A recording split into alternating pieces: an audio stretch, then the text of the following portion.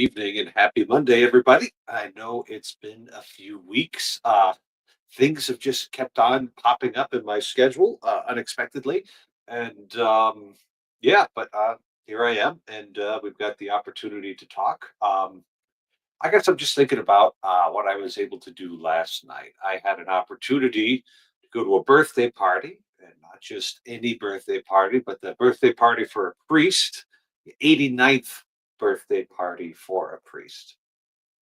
And it was actually kind of a nice party. And I'm not just going to say that because, my dad threw it and he knows how to throw a good party for somebody. But, there was at least half a dozen, maybe 10 priests there who had come to celebrate, and a great number of the lay faithful who were friends with Father Dwayne all came out to celebrate his 89th birthday party. Uh, that's, I think, actually kind of an amazing thing where you can get about 30 people to come in for your 89th birthday party. A lot of people, and this is one of the tragedies of aging, is that you end up going to a lot of funerals, and you end up going to a lot of funerals for your friends, and fewer and fewer people your own age the older you get. And so, in order to have, let's say, by the time you're 89, a fair number of people showing up to your birthday party, you've got to be in a position where you're leaving some kind of a legacy behind that people want to remember, people want to appreciate, people want to come and celebrate while you're still here on Earth on your 89th birthday. And I'm looking at the example given to us by Father Dwayne, who celebrated his 89th birthday yesterday. What was it that drove people to him? What was it that uh, brought people there? Now, was it that he's the most intelligent priest in the diocese? He certainly was normal, average intelligence for priests. He certainly had what he needed to do the job that he was doing, but uh, that wasn't it. That wasn't the special thing. It wasn't that he had a bunch of connections with powerful people in Rome and was able to get favors done for people. He knew the people he was supposed to know, but he never minded being a pastor in a small town in North Dakota, which is what he did a lot. No, I think what really makes him special, and makes him special in the eyes of many people is the fact that out of many priests that I've met, I think he has the simplest heart. What do I mean by a simple heart? Well, I mean it's just one thing. Lots of people have all sorts of things going on inside of them. I've got all sorts of things going on inside of me. And, sometimes when I'm properly aligned with the Lord and I'm doing what I'm supposed to do, well, things are going pretty good there. But oftentimes, my good intentions are mixed up with all sorts of other things. And that leaves me easily distracted and easily taken away from the things that are most important in the world. And I'm sure the Lord will do something with me sometime before I'm dead, and will simplify my heart a little bit. But I think from the time that he was a young priest, Father Dwayne Cody was and is a man with a simple heart, a man who really wants only one thing, and that's to be a good priest. I think that has flown out of him for his many years of ministry, and even in his declining years, now that he's confined to a wheelchair, that remains the case. He still has that simple heart, and all of us could and should pray to imitate that virtue, to have a simple heart, to want only the things that we should, and not have that mixed up with other things. So that's just what I think about a friend of mine, and somebody who had some influence on me as I was entering the seminary. And so got Christmas coming up, and yeah, we'll we'll see what you guys have to talk about before we get to the Christmas holiday here. It's the penultimate day before Christmas. Well, it's cold here in North Dakota, and I'm going to be busy, but I'm not busy tonight. So let's go.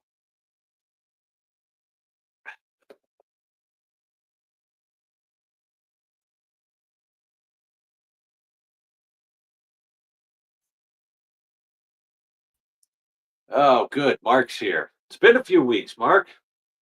Yeah. Someone's been slacking. It's Slacking, and slacking. it ain't me this time. So Oh, yeah. That what you think was happening? You think it was uh-huh. just slacking? Okay. Yes. We'll just go with that then. We'll go with your explanation rather Good than the truth. good idea. I have a shared perspective with at least Castle, and we're both like, why is the priest slacking? So there you go. Two perspectives. Suppose. It is more than one, and Mhm. therefore we win because the normative order is correct, and correspondence theory is definitely um, unassailably the correct answer in any cases. Yes. And so you're not going to account for the nearness of myself to my own life and the quality of knowledge that that brings. Ah ah ah! I have a counter for this. You ready? Almost no one ever does that for me, for real. So yes, yes. Thank you, Father. I Well, it's forgiven now. That's wonderful that I got to say that finally. Yeah, that's great. I want everybody at home to know I wasn't trying to set them up for anything. You fell into my web. Excellent. No, Eh, I liked what you said. We I don't know if you know about this thing. You might have mentioned it. This Christmas thing. So mhm. it's kind of a big deal. So we've been Christmasing it up, and there's some wonderful, like, if you have like a new TV with this brand new 75-inch, it's a catastrophe. I think it's awesome. There's so many free stations now. I'm like, what is going on? It's free on demand. Who knew? With ads, or did you No, find no, a way no. to fix that? Well, some of them have ads, but like there's a bunch of free on demand free movies. Mm. Just you can just and TV shows watch without ads or with ads at the beginning and end or something. Like there's yeah, and then there's Tubi and Pluto and they do ads and whatever. That business model is unassailable, by the way, which is why it's coming back. Anyway, so I watched well, we watched a day of Christmas movies. We watched 5.5 hours from the Christmas movies all in a row. And it was fun. And we watched It's a Wonderful Life, which, as everybody knows, is the greatest movie that could ever be made, right? Like, Yes. No, there's actually no argument about it.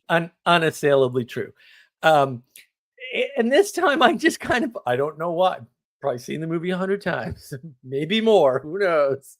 I'm sure there were Christmas periods from Thanksgiving to Christmas where, I watched it 4 times a week. Okay. I don't know what these things happen. It's nothing. Mhm. It was forced on me. Um, but I'm noticing the sacrifice of the dreamer and how that enables everybody else, right? And I was just like, oh my goodness, this is so prescient at the moment. It's so salient. It's so shiny right now. I don't know why. I mean, I'm sure I've noticed it before, but just this year, it was just like it's right there. It's like, that's interesting. He's always, basically sacrificing his own dreams, and sometimes angrily. Like, he ain't perfect, and I'll tell you that. Um, for um, you know, for virtues and values, right? And for other people, like to enable other people. And there's different instances where this happens, right? Carrying on his father's legacy, having his brother succeed, right? And him sacrificing, I'm just going to move it back 4 years, And so there's all these ways in which he does that. And the other interesting thing, of course, is it's all held together by beauty. Because if you don't think Donna Reed is beautiful, there's no hope for you on this earth. Like, I may be a priest, Mark, but that doesn't mean I've stopped noticing such things. no. I mean, well, she's undeniable. Also, almost nobody knows this. Donna Reed like ran Hollywood for real. Like she was behind the scenes and assigning presidents, much like Lucille Ball did later. In Hollywood, she controlled a bunch of studios and movies and stuff that nobody knows about. But anyway, so she's sitting back there like enabling, you know what? She has a smaller vision of if you want to call it a heavenly vision or something, right? And then he's got this big, I'm gonna see the world and do this stuff and be reckless. We're just gonna go travel, right? That's their honeymoon. We're gonna go travel until we run out of money. And then what? I don't know. Right. And then right. And all that gets subverted by events on the ground. Encroaching evil, basically. Also encroaching evil. It's so funny, right? So I'm watching this with Sarah, and she's like, "Well, I don't understand. Why did he take the money? It's his money anyway. Like it's going to the bank." I don't. You so don't understand evil. You don't understand egoic people. Right? Like it's beautiful. At that age, innocent is the fallen snow. I'm like, oh no. Should hear about her sister. Oh, hey. Yeah. Oh, people. I don't like that. Yeah. No, it's and part of it, what enables it is kind of his fundamental loyalty, not just to like goodness in the abstract, that he could go and build big things, which was like what great men did in those days, but like his loyalty and his commitment to the goodness that he actually knows about here in Bedford Falls, right? Yeah. Not the abstract goodness in his head. Yeah. Right. Good point. So it's a very incarnational vision of human society, because it's the people he's actually like tripping over and fighting with right there in Bedford Falls. So I've always delighted in that movie, and I tell you what, Stewart got into like a different frame of mind in that last 30 minutes of the movie. Dude, I was just so appreciating his acting skills. And skill at that point, like that goes beyond just skill. He was possessed by something. Yeah. And hello, Kirk. But before we hand it over to you, I want to say one other thing. Totally, of course, did not cry at all watching that movie. As always, of course not. Anyway, hey, Kirk. Hey, have I actually seen you before on StreamYards, Mark? I don't know, dude. That's a question only you can answer. No, do you remember? Though. It's very possible. Do you remember very talking to me, Mark? Look, man, I don't remember much, and busy life. I was just so how's it going, Father Eric? First of all, I haven't watched A Wonderful Life yet, and I'm realizing that I might be a little behind schedule by now. This year, Mark. This year. All right, that's it. I just watched Home Alone like this. Somebody who hasn't recently. This close to Christmas, and you haven't even. I'm out of here. Okay, bye, Mark. Did you genuinely kick him out, or is that a joke? No. I'm just putting him in timeout if he's going to talk about walking away. Fun fact: he can let himself back in whenever he wants. Do you watch Home Alone, huh? Just recently, I watched like part of it. So I was going into a Twitch stream, and they were watching Home Alone, and I watched like the last like 3/4 of it, I think, and then I watched like the first 3/4 of Home Alone 2. It's like Die Hard for children.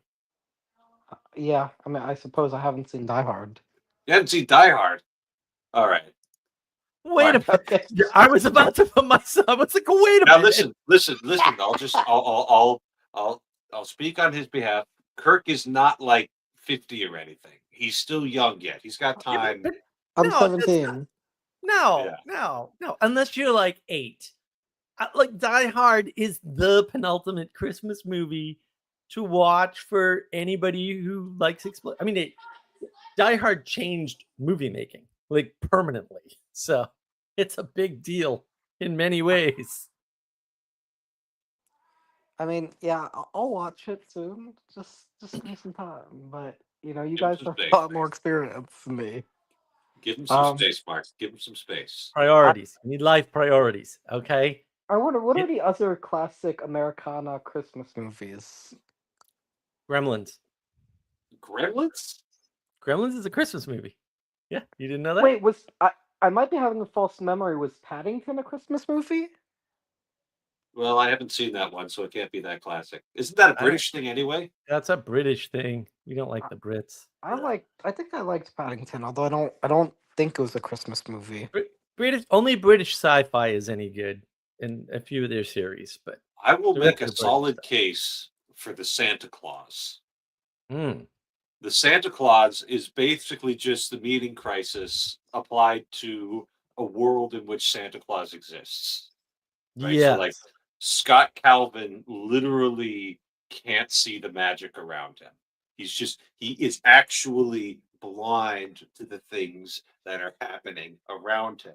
He wakes up with the Christmas pajamas on, and he cannot ask the question, where did these Christmas pajamas come from?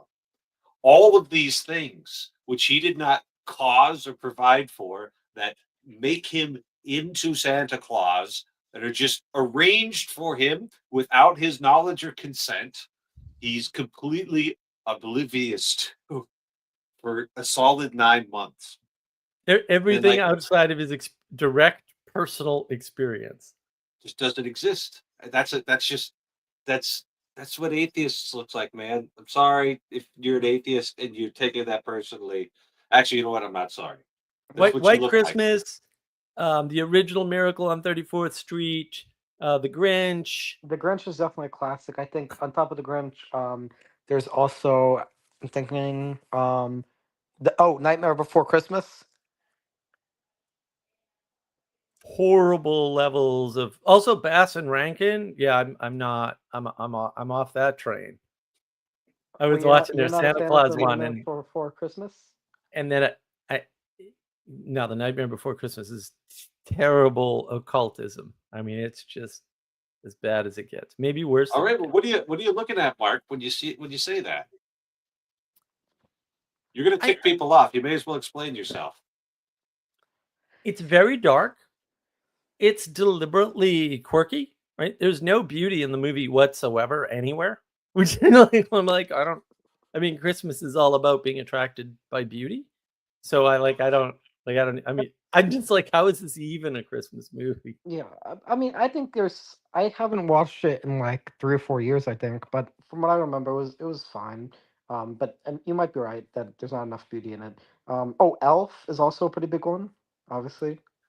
I mean, so the basic plot of the Nightmare Before Christmas is that you've got Jack Skellington there, and he's reached the top of his Christmas or the Halloween game. He's the king of Halloween, and it's like he's bored at the top there, and then he just starts trying to be something that he's just really not equipped to be, taking over Santa Claus's position, where he's kind of fascinated by it, but he doesn't understand it. And then there's some other plot in there, but I don't really remember it. I'm trying to figure out how that's a bad story that we need to not be, unless you're just condemning it on the visuals alone. No, I mean the visuals should condemn it. I don't know why people need like 17 points of evidence, but I mean I have them. It's not visuals don't disqualify a good plot. I don't think. Not always. No, and if it had a plot, that would be helpful. But actually, it was written by people who don't understand how to write, and that's it. That's So I can't remember the central driving conflict here. So, right. So that might be points against right there. Like, why was Oogie Boogie doing anything? Right. What was the movie about? I forgot. There Yeah. you go. Then it wasn't Yeah. a good story. That wasn't hard. Was that hard? I know. I know. I think people get very upset when it's that easy. Also, most things are actually that easy. Well, a I lot of wonder if these there are Remember the things, any plot. a lot of wonder if these there are things any are a matter of asking the right questions, and that's really not that easy, I don't think. Yeah, but you should be able to see. There's lots of valid answers that aren't an exposition of the plot, right?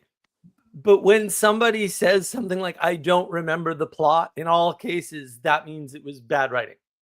Because bad writing will never leave you with that particular answer. That particular answer means it's bad writing. So you could go, you could say, hey, Mark, you haven't read Call of the Wild probably in 25 years, which just, I already feel bad now that I said it. Like, what am I doing? It's right there.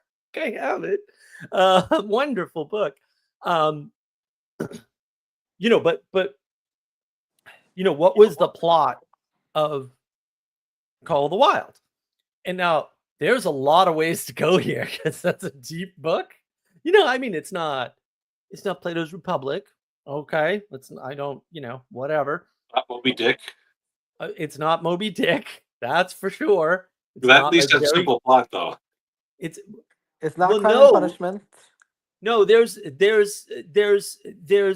several plot lines. This is why Jack London's actually a good writer. Like even despite being American, like who knew Americans could write? Because back then, like, nobody knew anybody here could write. They weren't even sure they could read. Really, they left the civilized world for real, and who knows who's over there and what they right. It's seriously, it's kind of a big deal back then. But there are all these plot threads in that book. And you can say, well, it's about a domesticated dog returning to the wild, right? Which calls to him over time, right? Or you could say, it's about the contrast between being comfortable and becoming a slave, right? Like a complete owned slave, because that's in there, right? Or you could say, it's about the development from a weak and fluffy, uncomfortable life into a life of literal dog eat dog, right? Or a life of survival, right? And this is actually, I'm fairly sure that this is where Mr. O'Rourke told us there's only 3 types of stories, right? Man versus man versus nature, and man versus himself. Right, and then it's which one is this, right? But there's also other subplots in there, right? Because there's you get to see various humans. In fact, I think isn't one of them French or French Canadian rather? The chosen people. As I can Are you attest. French Canadian, Mark? Look at my last name, and then you can just answer your own question. It's not that hard. It's okay. But like the difference between like the French Canadian owner and the American owner and the wealthy owner, like all of these differences come out in the book, because that's an exposition of what's happening in America it's like very topical, right? Like Jack London was in the Klondike. I think it was the Klondike, checking it out. He did the whole journey, right? And so you get this sense for what the country is like. And he's showing you what the country is like and what people are like and how different people are different and how different classes are different and how different people think about the world based on their culture from the perspective of an animal. Which, it's like, actually, when you start thinking about it, you're like, that's actually impressive the way it's written. Like the way he does, and I am deliberately not well read on classics, but I'm fairly sure that's fairly unique. It might not be the only book like that, but I think it's fairly unique that you have the perspective of an animal written like that to expose the humans. And in that way, it's more like science fiction, right? Because science fiction uses that trick, right? Where they just move one thing, right? They'll either remove a rule or add a feature to the world to show you something, we'll say philosophical about the world. And so all they're doing here, or all Jack London's doing here, is and maybe he's doing this, maybe he's playing the I would be persecuted if I, said that the French Canadians were of this kind and the wealthy aristocrats were of this kind. I don't know, right? I haven't even studied it. I just love his writing so much. Who cares? Who cares? It's a great book. He's a great author. All his stuff is awesome. Or maybe he's just doing that to experiment, as a writer. Like, can I pull this off? Right. Because he also wrote White Fang, which is quite good. It's no Call of the Wild, because there is nothing better than Call of the Wild, as far as I can tell. But that perspective and pulling that off it's a lot like science fiction, where it's like, oh, the dog has a perspective. It's not a human perspective. You can't blame the dog, right? Like, it's a dog. What are you going to do? And the dog goes through a very human-like transformation at the same time, while exposing all the different humans and how they're different. Like, he's got a first owner, a second owner, a third owner, etc. And each owner, is juxtaposed with the dog, right? And the dog kind of, I hate to say it, but now that I'm reflecting on one of my favorite books, it's a very objective material reality view of the world, which is proper use of we'll call it the neutral subjective, which is a better word for objective. The way people use objective is completely wrong. It's a corruption of the English language. They should all be shot. I'm But shooting a lot of people. Too much bloodshed. I'm putting a stop to it. but I think that the neutral subjective is actually a better phraseology for what people are getting at. We have a neutral position. Well, he's a dog. He's got a neutral position, even though he's struggling with nature. Because to this day, I'm going to find out where Mr. O'Rourke was wrong, and I'm going to say there's more than 3 story types. I have been trying my whole life. The 4th story type is the Christmas story. There you go. No, we could go. There's not really a plot there, but you know what the story means. No, you could go with like a resurrection tale or something like that, right? You could break the mold that way, but it's interesting that that's the way I was taught, and now of course nobody knows any of this stuff somehow. But well, I mean, you got to find out. I'm sorry, Don. I apologize. So, Mark, this entire little rant that you went on, and it was a good rant, so we'll let it sit. That was to exemplify good storytelling, right? Yeah. So a book that you haven't touched in 25 years, had like a good enough plot such that you would remember it, and B, probably like transformed the way you look at the world right there. I haven't read this particular one. I missed it in high school English class, I guess. I can rectify that though, Mark. I can rectify that. I don't know how I even talk to people like you. This is horrible. I feel like my life is Mark. I'm afraid to tell you that not having read The Call of the Wild is actually the default setting of humanity. This is why we have dopey things like Story Grid. Oh my goodness. Yeah. We need a crusade against Story Grid itself. I can't even think about it without let's crying. see if we can loop this back to The Nightmare Before Christmas, right? That's basically like all of this.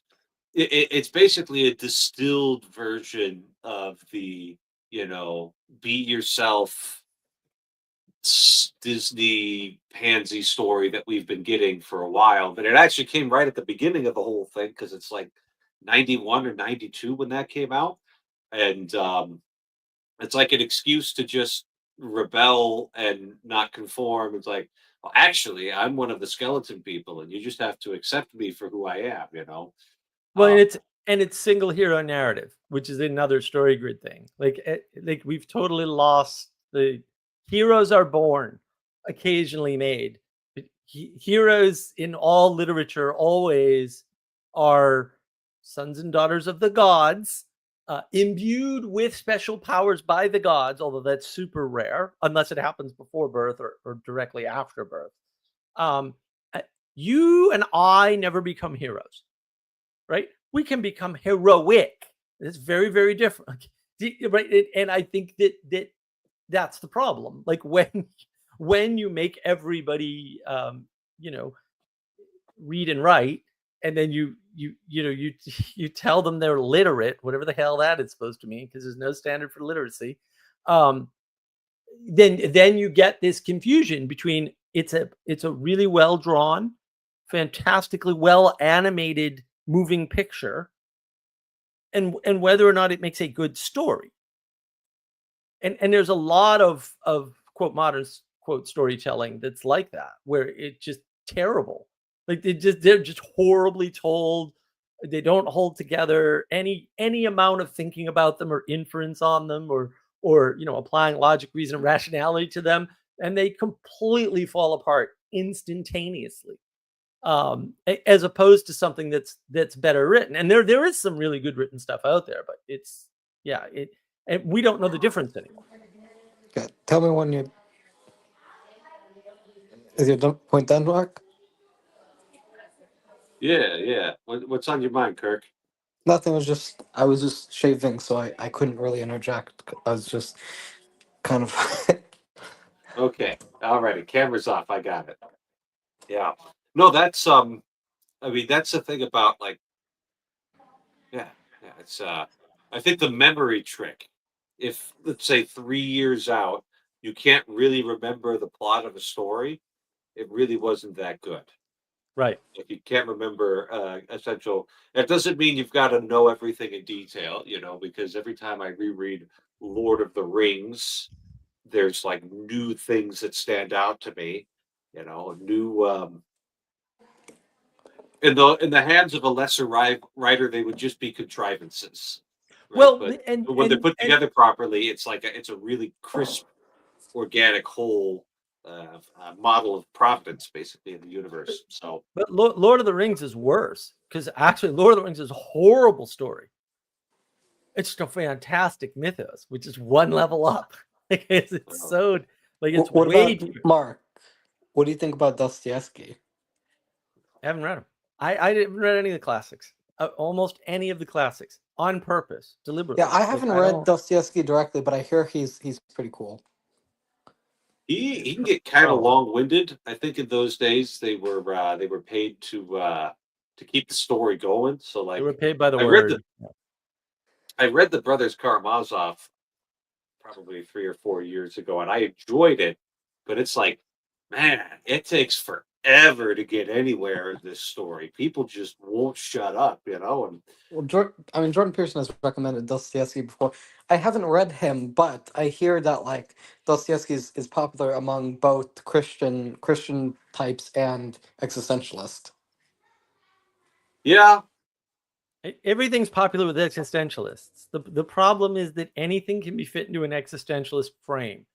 That should tell you something about the zero utility that it has to your life or anyone else's. yeah. To him. Yeah, I mean, I know like Emmanuel Levinas and Martin Buber. I mean, some of the Jewish existentialists I like. There's some stuff in Kierkegaard that is pretty cool.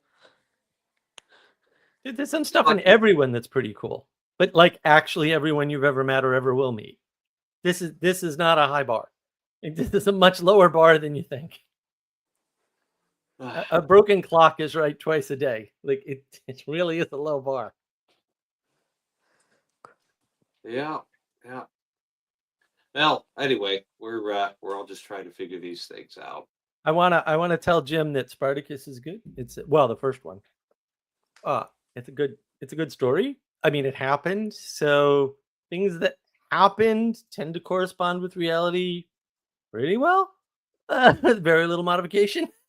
And you can polish it up, and it doesn't matter at some point, right? Like, no, Jim, no classics. Deliberately though, like, no, I knew what I was doing. I'm like, I'm not reading Canterbury Tales. I'm not doing that. I'm not reading Shakespeare. I had to read Julius Caesar in high school. Ye bricks, ye stones, ye worse than senseless things, said Flavius to Morellus. That's it, folks. Like, that's literally the only thing I remember out of it. It's first line. And iambic pentameter might as well be the flames of hell to my brain. I hate it with a passion. So no, I'm a no on Shakespeare. See, I did Hamlet, and that was awesome because we had a director who was really cooking and like really loved Hamlet. Like, listen, when I say he really loved Hamlet, you probably just are hearing that he liked Hamlet a lot. But no, he had been obsessed with it from the time that he was in high school, and this was like a dream come true to try and be able to put it on there. And Yeah. he was the first director I felt like whoever actually pushed me to act at all, Mm, which I feel like I shouldn't have been in that many shows before that happened. But right. you know, Right. and once I like started to jive with the story, it was like, oh, this is awesome. But an interesting theory I've heard about Shakespeare is that uh, all of the heroes or all of their the main characters in the story are heroes in the wrong Protagonist. story. So Yeah. like Yeah. You. Othello is like he's in the wrong story. He would have just whacked the uncle in Hamlet in Act One, and that would have been it, right? Yeah. Whereas Hamlet would have seen right through Iago's deception in Othello. Like he wouldn't have fallen for that. He would have like Well, gone and investigated things himself and gotten to the bottom of things. let So me it's guess. Who do you think is better poetry, Shakespeare or Edgar Allan Poe? I don't know if we need to say one's better than the other. They're really different. Like the 19th They, century and the 16th century are almost like different worlds there. well, yeah. I mean, Yeah, of comparing course, poetry but is ridiculous, right? I mean, first of all, there's William Blake, and then there's whatever everybody else is writing. So that's easy. who's William Um. Blake? I think I've heard the name, but I forgot. Tell us about William Blake, Mark, with Yeah. joy, Yeah. because you're sharing something rather than taking this as an opportunity to judge a young lad who's grown up in perhaps not a great school system. Like maybe we could have that approach to Apparently, things, no Mark. exposure to William Blake. I mean, I can't. I don't know if I could go out in the world anymore. I think I'll just slide into my pond under the water silently and leave you all Oh, to the just like wreckage. Ophelia in Hamlet. I didn't read him. You say so. I've heard that thesis before, Father. Yeah. So the only reason why I know anything about William Blake, not the only reason, but my father's a PhD in English literature. Guess what his thesis was on? William William Blake. Blake. There you go. My dad's actually Um, an English teacher, so he knows a lot about literature and stuff.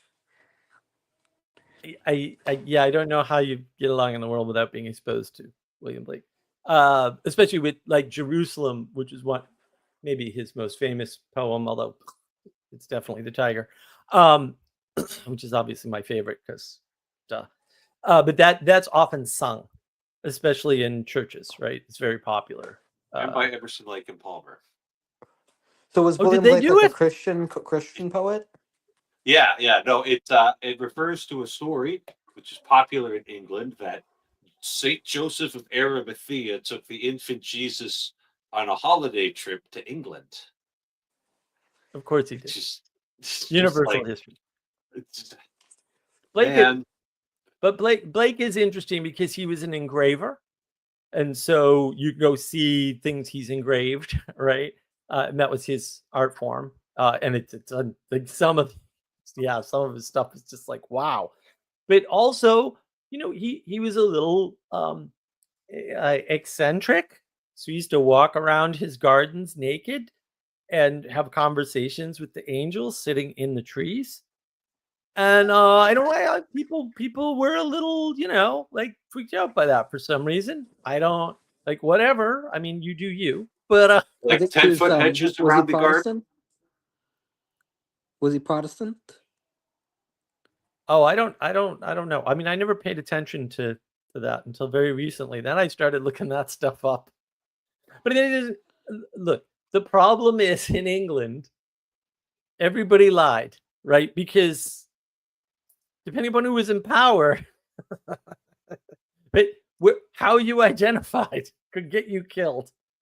And so, Yeah, and this is the problem, right? unfortunately. Like this is Unfortunately. why things like Yeah, the Enlightenment unfortunately. are so mysterious, right? Because, well, these people were, they weren't they weren't actually church-going people. And I was like, no, you just didn't know what their real allegiance was, because everybody was lying, because depending upon who was in charge, and in charge could mean of your local duchy, you could get killed for being the wrong religion all of a sudden. And that could change at any moment, because it did a lot, especially, in that region.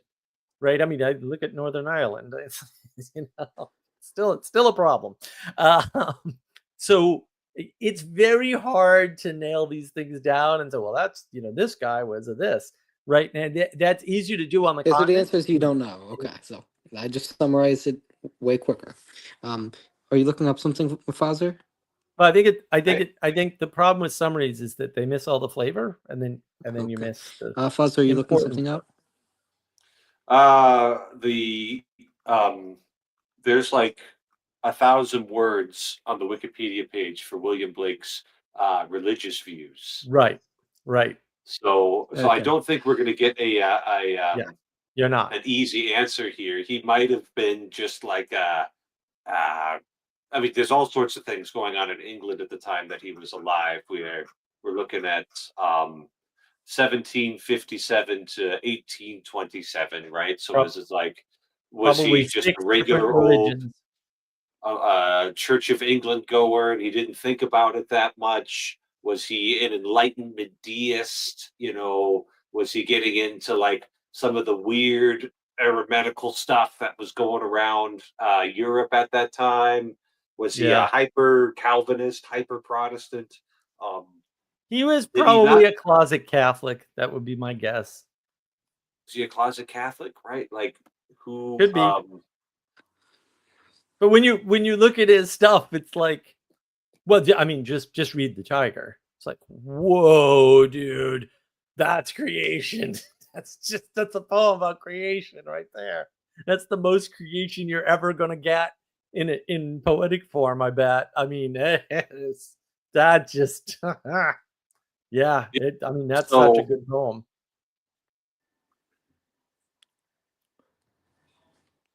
Yeah, Andrew's got it right. Everyone's switching back and forth, and Yeah. You know who else has? Well, actually, I don't think I've read many of his poems, but I heard Leonard Cohen wrote some poetry. But I do like a lot of his songs, especially Hallelujah. All right. Yeah. Do you have these of you guys? I guess my reaction to anytime somebody mentions Leonard Cohen's Hallelujah is my first Easter as a priest. I'm out in the parish. I've got the 11 o'clock mass on Easter Sunday, and then after communion I hear them starting to play that song, and I'm like, this is not church music. This did not. And as it turns out, somebody rewrote the lyrics so that it would be about Jesus's resurrection. Yeah, but it's still Old Testament stuff, and so that might not be Christian, but yeah, it's also really not church music if you look at the words carefully. It's right. Well, yeah, there's it might not necessarily be bad. Yeah, but it's not really but like church. It still has Old Testament themes, so yeah, there's all sorts of things. Yeah, the Old Testament is not exactly Christmassy. Well, this was Easter anyway. This was Easter, and it's not Eastery either. I mean, it was like you read the Old Testament. It's pretty depressing. The thing is what I think is when you take the church has dealt with this before with the kind of parody masses that have come up, and where they're taking like popular tunes and starting to write them into the liturgy, and this was something that was happening like in the 13th, 14th, 15th centuries, right? So it's not a new thing, but like I think didn't know that. Yeah. I think that when you start doing that, you start, even if you've rewritten the lyrics to be about the resurrection of Jesus, I'm pretty afraid that people are just going to hear the tune and think of Shrek immediately. Yeah. And that's not what I want them contemplating while we're doing Easter Sunday Mass right after everybody's received communion. I'd be super careful with listening to people like Nietzsche and Kierkegaard and Cohen and Camus Heidegger. and all these depressed people. I just the feeling I'm that not a fan of Camus, depressed but I am a fan of people are not Kierkegaard. the exemplars that you want in your life. And that's always proven 100% true for everyone I've met. That might be a hint. I don't know. It's up to you. Hey, Jim. Hello, how are you? Jim, just Yeah. as a rule, I've talked to you in the past. Please not bring up the state of Israel, Jewish people being behind. All right. Hey, There we go. guess who gets to enforce the rules on this live stream here? It's me. And it's almost Christmas, people. So we're going to be happy and we're going to be joyful because Jesus Christ is coming tomorrow. Okay, there we go. Okay, understood. Hey, Just, Jim. I'm Good to just see telling you. you my experience. So, what's your plans Well, for Christmas? Kirk, could you be cam up, please, sir? What was that? Is it Cam? Yeah, it is. Thank you. That's kind of you. Yeah, He's appreciate he's it. got my blessing to keep the cam off since he's a known. That's right. That's right. Politics is out. Look, just please correct me if I'm wrong. I know the reason I'm on it is here in Sydney. It's 1:15 in the afternoon, Christmas Eve. Yeah, so you're getting pretty close to Christmas. Yeah, that's right. Yeah. Eve. Yes, I'm waiting for my daughters and my sons to come over with their families and so forth. Awesome.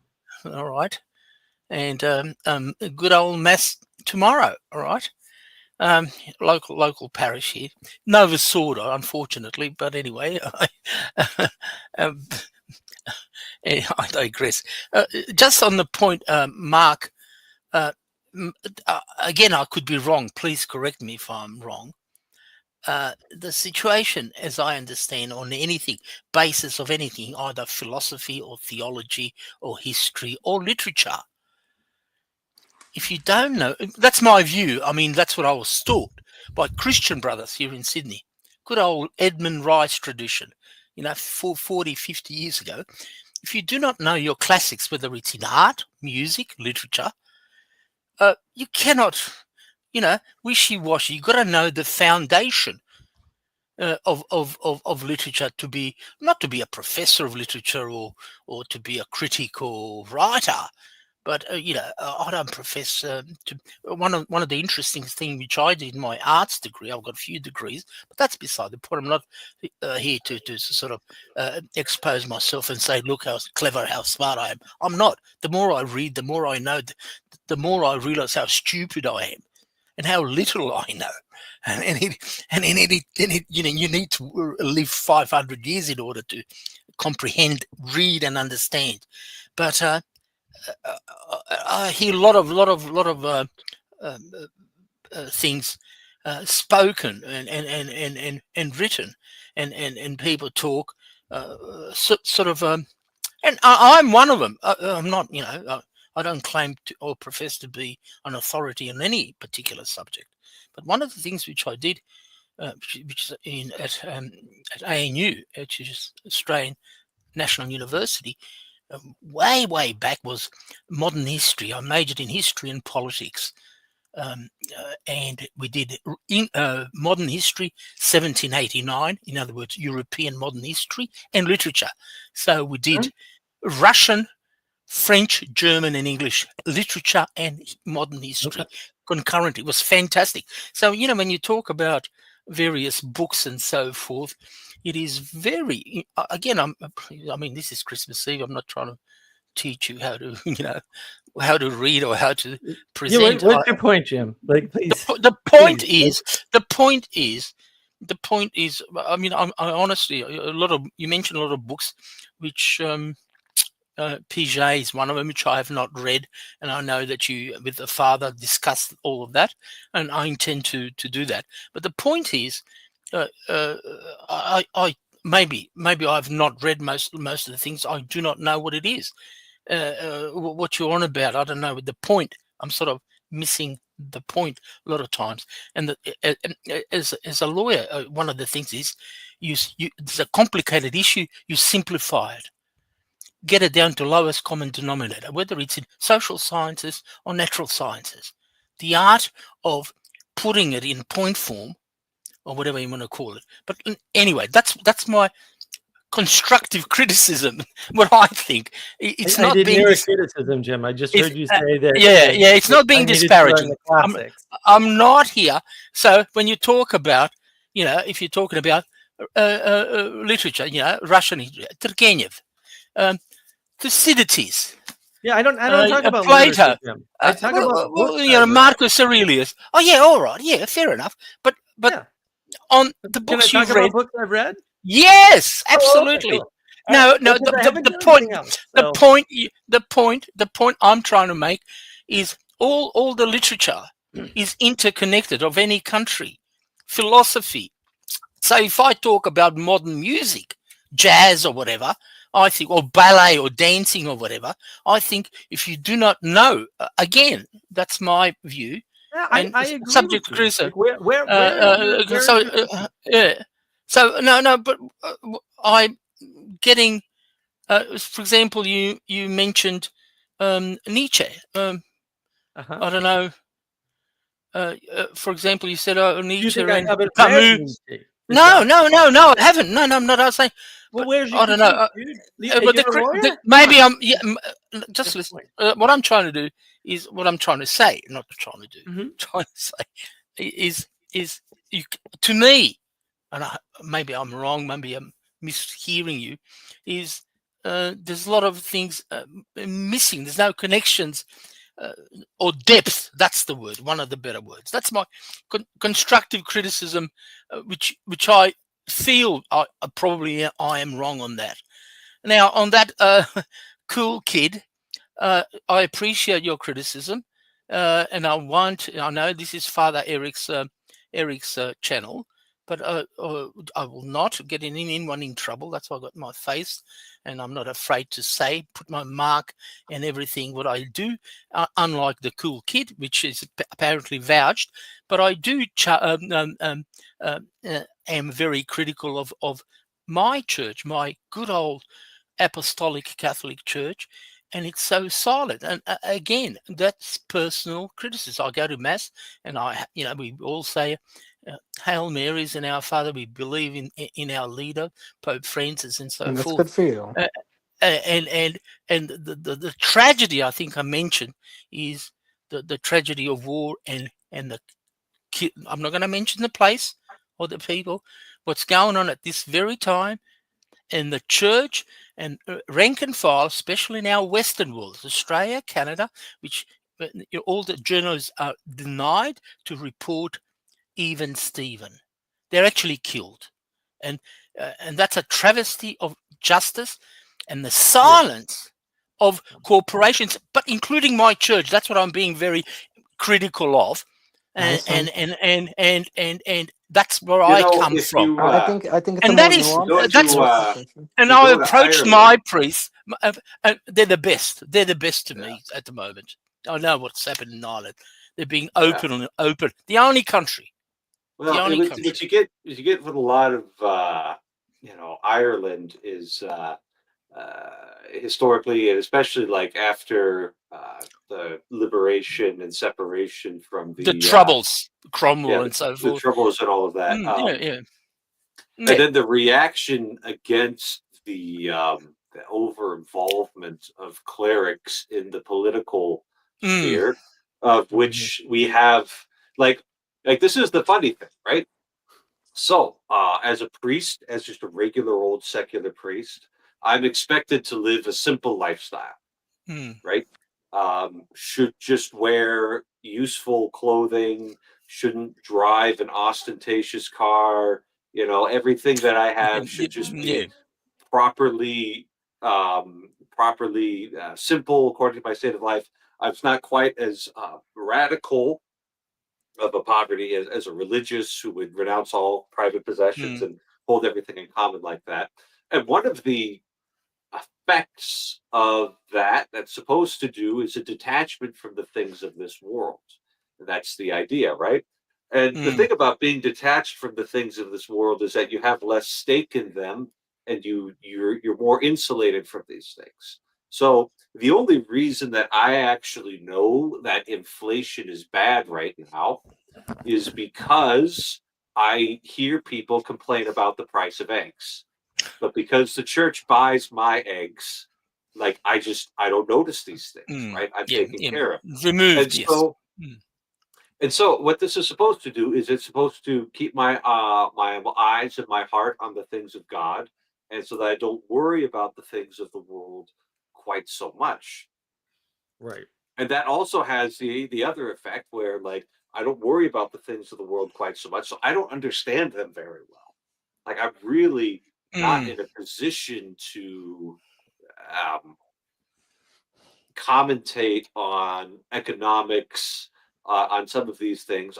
Certainly there's like the moral teaching and like upholding, proper mm, God-given human dignity and all those sorts of things that I should speak into, right? So, mm, mm. they're coming up with a law promoting, let's say, physician-assisted suicide, or as I like to call it, murder. Mm, Um, mm, Yes. like I should speak against that because that affects the human person and their relationship to God, which is my speciality. But when it comes to like these great geopolitical things, it's like the church needs to be a little more hands off. And I've never seen the church, not since like the times of the Crusades, actually be excited about any war. Well, Right. Father, can I sort of chime in? And if I can quote verbatim G.K. Hello, hello. Hi. Oh, hello, gentlemen. Can you hear me? Sure Yes, can. if I can quote, and I'm sure you're all familiar with G.K. Chesterton, I know and I who will. he is. I'd like to give a verbatim quote, and that's what he said. We belong to a Catholic Church not founded to move with the world, but rather founded, i.e., Catholic Church, to move the world. To move the world, not to be kumbaya. And it is unfortunate you mentioned Crusades. What about the Battle of Lepanto and all that? The He-Man. What about all those things where the Always, Catholicism and always by laymen. and no, Yeah. and we also in a Catholic thing we've got just wars. The doctrine of just Yeah. wars. But That's Jim, canon Jim, law. I'm Jim, not let talking me. about common law. But what I'm getting at, again, I'm probably overstepping and overtaking.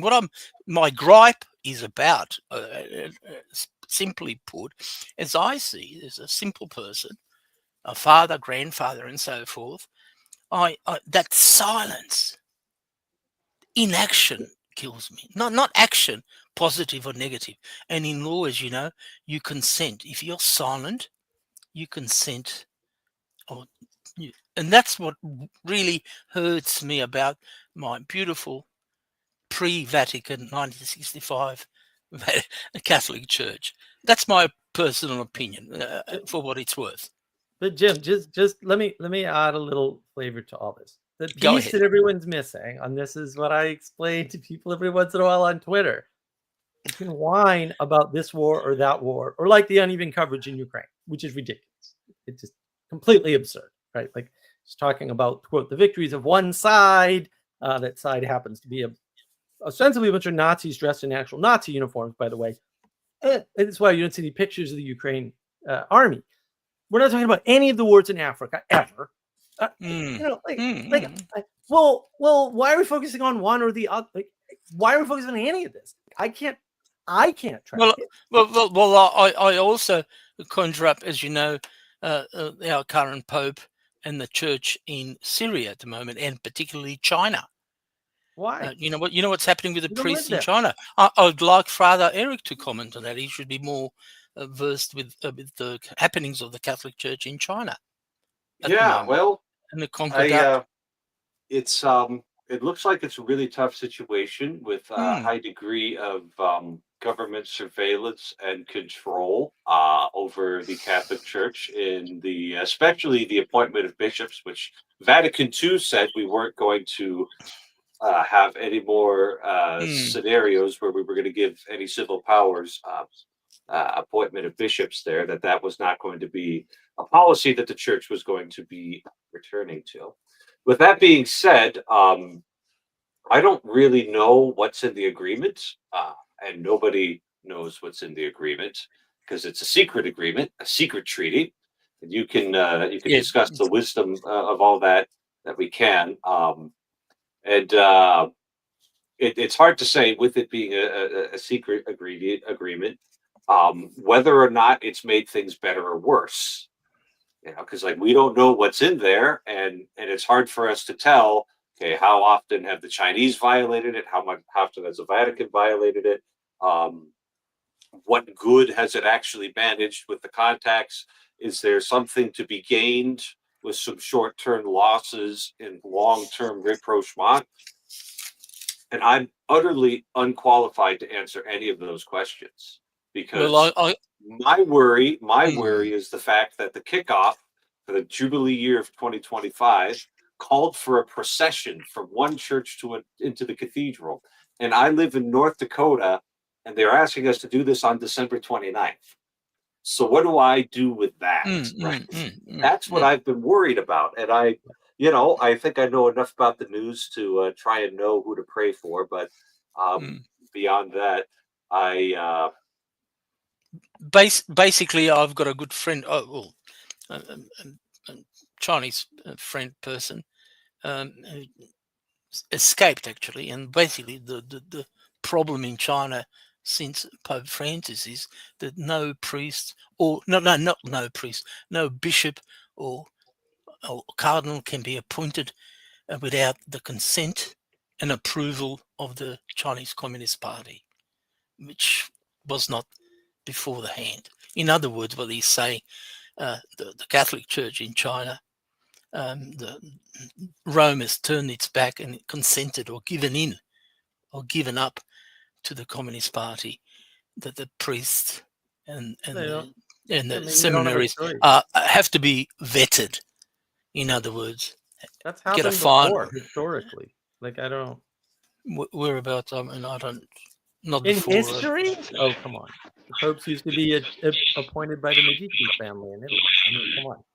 Yeah. Well, a rapprochement of different Italian but anyway, families deciding who gets to be in charge. Yeah. So the question is even assuming everything that you say is correct, and it may very well be correct, and there's actually a decent amount of evidence that is in fact what's happening.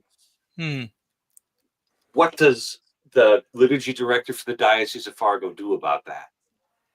Like, if I don't have any action beyond offering up a mass or putting that in my intentions as the rosary, it's hard for me to know how contemplating these things isn't just going to make me angry and anxious to no effect. Well, the thing which I'm sort of looking at, and the church is, again, it's connected at this very minute as we speak. There is a debate in Australia that you cannot wish anyone Merry Christmas. It's got to be Happy Holidays. Now, this is the blatant, probably happening, I don't know, maybe probably happening in Europe and in America. And it's the slow move from church from the public square. Yeah. That's worth fighting. You just go around and tell people Merry Christmas. Merry Christmas. That's yeah. Amen, gentlemen. But jail, I'll help out with your GoFundMe. Formally, if you work, you cannot wish your colleague a Merry Christmas. Is that like a government thing, or is that like that's right? Yeah. Government. Well, then why don't you have you considered presenting a legal case against the government? Well, shouldn't our Archbishop, Mr. Fisher, maybe? May I put my 2 cents in, gentlemen? Please. There's a whole legal team. I'm David. Nice to meet you all. Hello, Father. Thanks for having me. So in America, yeah, very much so what he's been saying, especially the last 10 or 15 years. And it's not the government so much, but it's a societal and cultural push to almost make you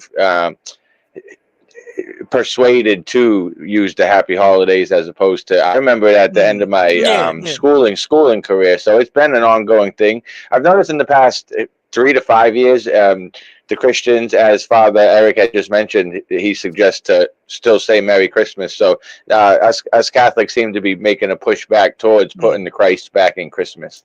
But yes, in America, very much so.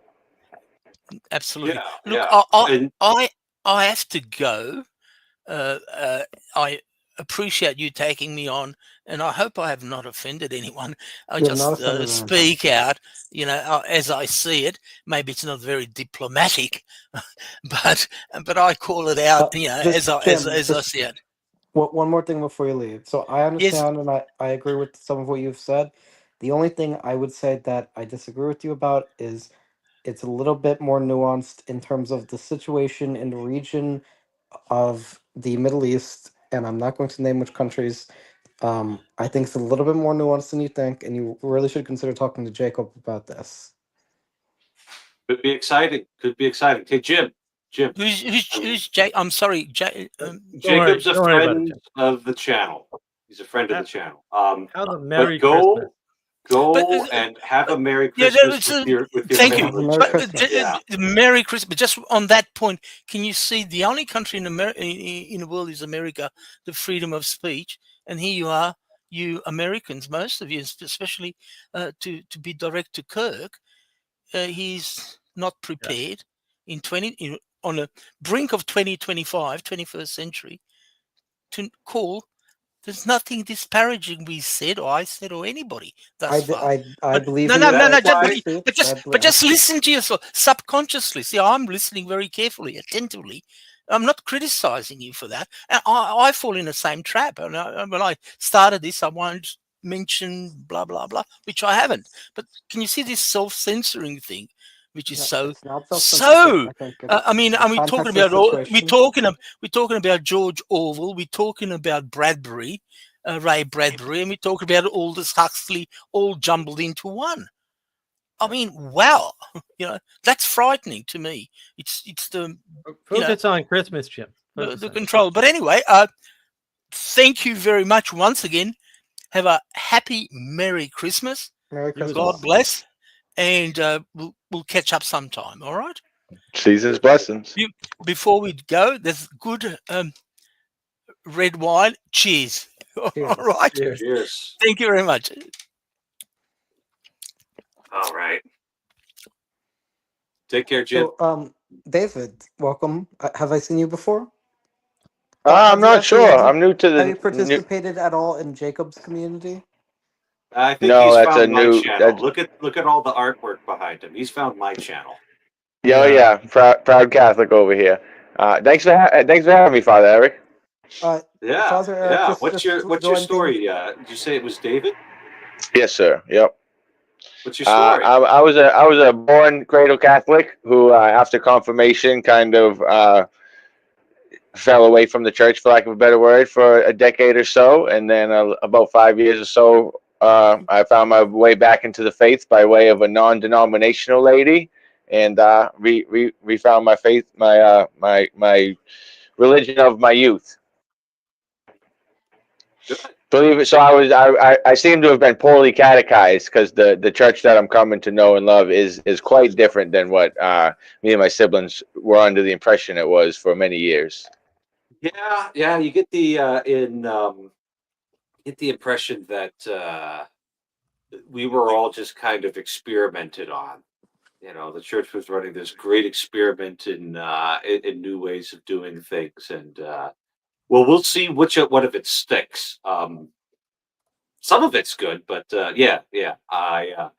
It really, I mean, I think I experienced at church a lot of the same things that you probably did. But and maybe this isn't the case with you, but I had a very strong example of faith in my own father, who took it seriously and took it upon himself to see to it that we understood the whys, and that we not only did this for an hour on Sundays, but also did it while we were at home. So that's yeah. I don't know if that applies to you. What are you up Well, to my now? Yeah, well, my dad is now that I'm just getting now that I'm more familiar with the Bible. That's where everything that he taught me from. We didn't know at the time. He wasn't telling us it was from the Bible, but he was a confirmed Catholic, and he made sure it was very important to him that we got confirmed. He was the reason that we did. But he would never go to church with us for some reason. I don't know if something, me and my sister have noticed that he's probably one of the most biblical men of it. As we're reading the Bible, like, oh, that quality, my dad did that, or my dad taught me that, or that's where he got that phrase from. It's kind of very astounding because he's passed away, but just seeing just all the goodness that he taught me from a child coming back as an adult, it's very invigorating. What are you up to now? Is the Zealots Den your YouTube channel? Yeah, it is. And I just started a few months ago, but I try to reach the similar outcasts of society, or the people who feel God forgot them, or they forgot God, or don't. Some people similar to me, because I have some like middle class and upper class family, and being on the poorer side of on the social scale. I didn't feel like I fit into the Catholic Church, because they're some are well to do, just dressed up in the whole to do. But I'm trying to reach out and let them know that, us blue collar, everyday kind of, that's the people that, if we want everyone to be Catholic and every knee to bow, then, we need all the people of society, the lost, the broken, the sick, Not just so that's kind of the overeducated vibe of the priests. channel. Yeah. No, that's great. That's great because I I don't think I could do what you're doing. There was that line from Gran Torino where Clint Eastwood growls at the young priest, "You're a 27-year-old overeducated virgin." Um, Good movie. Good movie. yeah, it is a good movie. But, You can remember the but plot. So I got the name ironically from the husband of the non-denominational lady. After I was looking into the Catholic Church, they're very anti-Catholic. So he made as a joke when I met them again. He said, "Oh, here comes Bishop Dave." So because he's just a funny guy, and I said, "No, I would never aspire for that title. Maybe I'll settle for Deacon Dave." Just joking back with him. And then a few days later, I'm like, no, I'm a laity. I can't have a clergy name. So then in homage to Simon the Zealot, I said, David the Zealot's a cool name. And I've noticed Zealot has a kind of a bad connotation to it. So I'm trying, but from my understanding, we should have zeal for the Lord and be zealous for Him. So I'm trying to take a word that is good for the Lord and remind people of the goodness and not make it derogatory. yeah, it's something I'm sure your dad talked about was how zeal for the house of the Lord consumed the psalmist and consumed Jesus when he was flipping tables and driving the animals out. And but yeah, that's oh gosh, I think I studied that in seminary, and the basic answer was, yeah, what are you directing your zeal towards? And you know, Good point, because we're all zealous for something, Okay. which is one thing I've noticed. Because some atheists, everyone comes to the channels when you do lives, and I try to reach everyone. So it's not necessarily zealot for God, but I have like a Discord and stuff, and it's like you don't have to be a Catholic to come, because then out of our witness, then hopefully we could transform them and get them in the church. But you can be zealous for anything, whether it's a passion, like an artistry, a craft, or it's. But yeah, mine just happens to be for the Lord. Thank Him. no, that's the right place to be. That's good. That's good. Yeah, and then I have a little of that Saul to St. Paul, that the whole since I left a decade or 15 years or so not being in the house of the Lord, I feel like I have some making up to do for just any ill I may have done, just kind of that concept. Yeah, yeah. Well, I think that's one of the most comforting things about believing in God and being a Christian is that if we turn to the Lord with faith and repentance, He can even bring good of our out of our evil that we've done. And you could look at something like wasted years away from the church and the sins you might have committed in that time, and if you repent of it well, that can give you an opportunity to be an example of repentance and perhaps even dissuade somebody from following the same path if you can catch them at the right time. So, um, yeah, praise God. That was deep, Father. Could I ask you? Because I was under the impression, but I like how what you said, so I might have just learned something. I was under the impression that like you can't do evil to try to make a good come out, but what you just said, God can make good out of our evil. So I Yeah, do like that. That's very interesting. I'll probably share that with my sister. yeah, Well, yeah. Well, and it is can. a matter of, this is in the letter to the Romans, where St. Paul's talking about where sin abounds, grace abounds all the more, and then he just says, "Well, should we sin more? Certainly not." And then he just kind of moves on, right? Like, because Wow. Yeah. Yeah. Wonderful. you shall not put the Lord your God to the test. Especially when he's testing you. Amen, Father. Yeah, yeah. So yeah, but yeah, that bit about the evil that God allows is easy to read about, but it can be hard to live through. So Yes. Yeah. yeah, Well, the Protestants tend to take that can and change it into a will. And then the Calvinism sets in and all kinds of things are okay all of a sudden. Yeah, they just sneak that in all the time. It's a slippery slope. Father Eric, did you see the Discord today? Adam bit. posted a bunch of stuff that I was looking for. He said, "Oh yeah, the whole whipping thing. Yeah, that wasn't animals. Sorry, I kind of knew that. I'm like, oh, I bet it's not animals, and then it's not animals. It's people. Sorry, Okay. Sam. I'll look at that at some point when I've got time. Yeah, take a look. I thought it was really good. I was like, oh yeah, there's more in there than just that. But that was the only piece I cared about. I'm like, yes, I knew it. Okay. I knew it wasn't just animals. I knew the Protestants were lying because they spoke, and it's guaranteed. There you go. Okay. I'll keep an eye on it. I do believe that it was the Holy Doctor Thomas Aquinas who gave me the idea that Jesus didn't use the whip on human beings, but I'm willing to revisit that. Oh no. Okay. No, that's brought up in the video. Okay. Yep. All right. We'll take a it. look. We'll take a look when All I've got all this time. All from Adam. So, Adam All in from history. So he knows Yeah. he's got the good sources. Yeah, I mentioned There's so it to him much to know and learn in the faith. That's the beauty of it. We never could. I had just learned recently, and I would have bet anything that we couldn't do that. So Saint Patrick and a few other saints have raised somebody from the dead.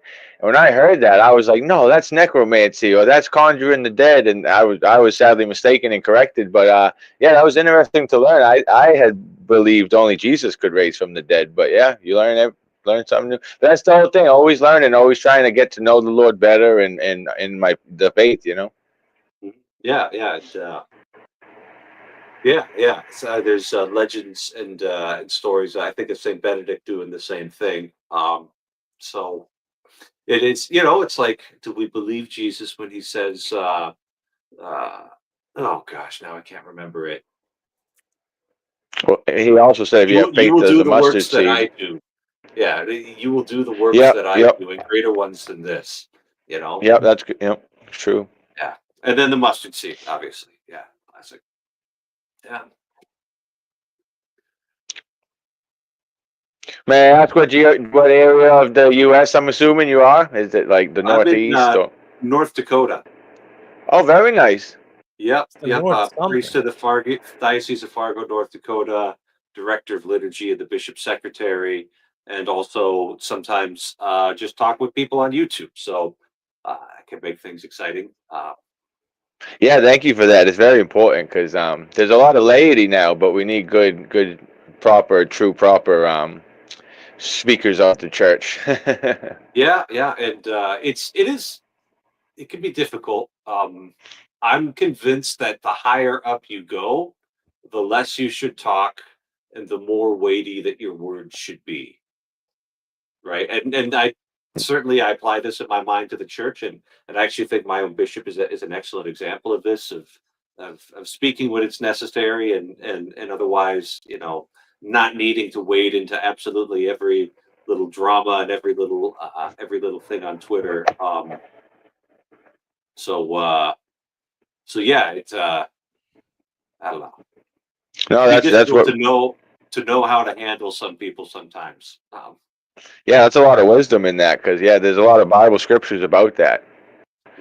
Don't Well, the gossip. Proverbs Don't waste words. Yeah, yeah, exactly. Yeah. the Proverbs is very useful in that regard. So But yeah, it's wonderful to see a father on YouTube. So, what do you just go out? Do you do videos, or do you just go live? And what's your? Do you have a mission on?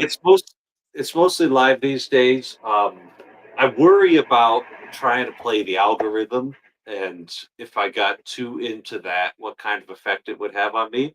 That, and I only have a limited amount of time to do this, and just producing content content live for Yeah. YouTube is the most efficient way to do it, rather than like sitting down and planning out videos and scripting them and editing them and all of that.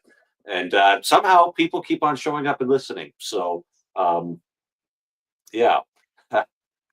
So yeah, it's I don't have any particular mission. My main mission is just I can manifest the goodness of the Catholic intellectual tradition here on YouTube in a way where there can be more back and forth than, let's say, with Matt Fradd or Brant Petrie or Bishop Barron or somebody like that, who are way up there. They're excellent, but like you don't necessarily have the opportunity to just speak with them. Whereas some rando priest in North Dakota, you've got the bit more of a connection that's possible. Yeah, personalize it. That's wonderful. Yeah, it's no replacement for Sunday Mass, though. No, of course not. Absolutely. So I actually, one thing I've been doing on my channel, I do every Sunday. I live stream in the evening. After I'm doing this. I try to push this hashtag Make Sunday Holy again. So I actually learned from my mother that before like 1962 or 72, they passed the blue laws, and before that, like most all the country was closed on Sunday. And that I'm 36, and that blew my mind. I've never knew a world like that, and I think the world would be way better if it was like that. So I try to just remind people to make the Lord's Day holy, make Sunday holy again. Remember what the Sunday is.